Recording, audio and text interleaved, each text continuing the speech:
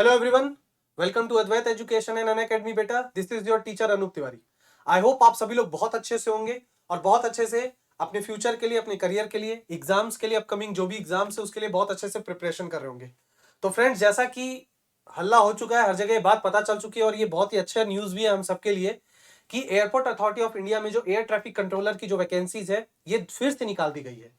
अभी कुछ महीनों पहले ही, आई थिंक जुलाई या अगस्त के महीने में ये पेपर आप लोगों का हुआ था, पेपर जुलाई में इसका पेपर हुआ था। और अगेन आप लोगों की यहाँ पर जो वैकेंसीज है AIATC की, इस वैकेंसी को निकाल दिया गया है। ठीक है, हमारे लिए ये बहुत बड़ी अपॉर्चुनिटी है। हम अगर देखें तो लगातार अभी 1-2 सालों से इसकी वैकेंसीज निकलते जा रही है।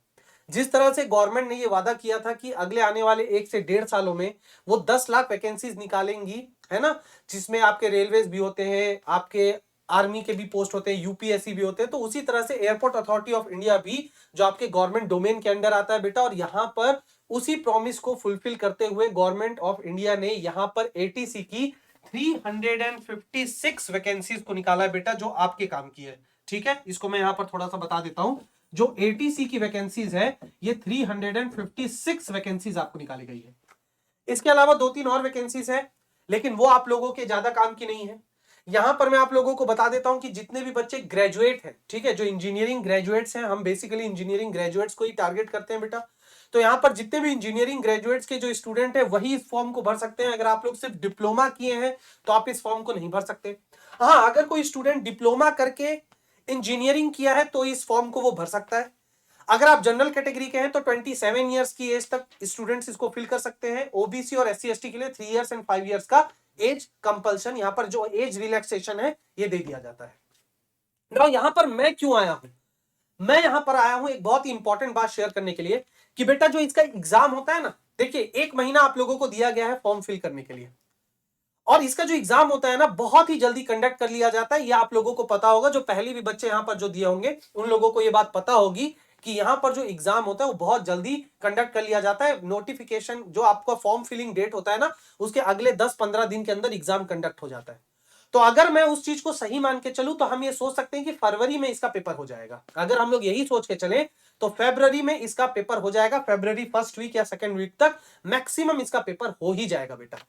और यहां पर जो एग्जाम होता है, एग्जाम आप लोगों का बेटा 120 मार्क्स का होता है। यहां पर जो आपका पेपर होता है बेटा 120 मार्क्स का होता है।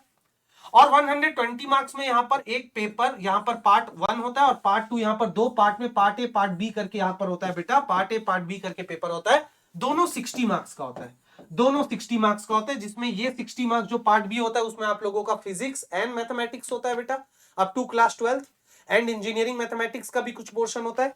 और यहां पर बेटा ये जो नॉन टेक का पोर्शन होता है ना, इसमें बहुत सारी इंपॉर्टेंट चीजें होती हैं, जिसमें आप लोगों का होता है बेटा जनरल अवेयरनेस, इसके बाद होता है आपका एप्टीट्यूड, है ना, रीजनिंग, और आपका यहां पर क्या होता है बेटा इंग्लिश होता है।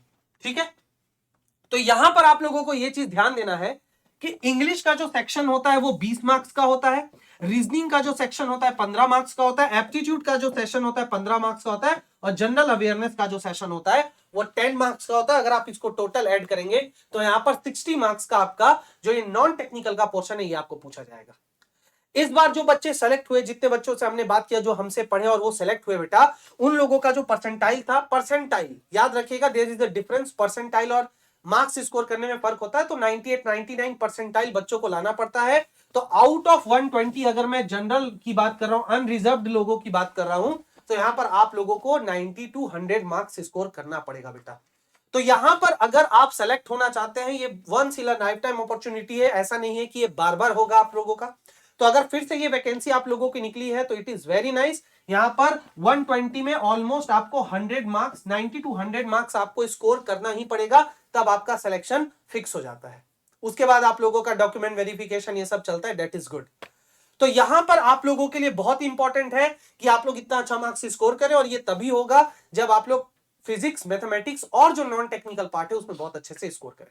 ठीक है, तो कल मैं आप लोगों के लिए एक बहुत ही अच्छा सेशन लेके आऊंगा, जिसमें मैं आप लोगों को सिलेबस डिस्कस करूंगा एप्टीट्यूड एंड रीजनिंग का, है ना। थंबनेल में रेडी करवा रहा हूं, बहुत जल्दी कम्युनिटी में आपको वो चीज दिख जाएगी।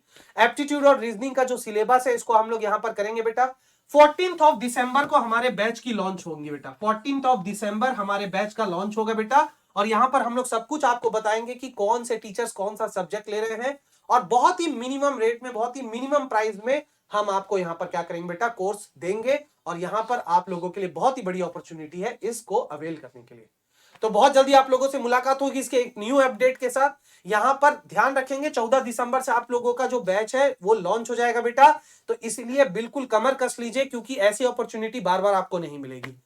इसी नोट के साथ आप सभी लोगों को थैंक यू इस वीडियो को देखने के लिए।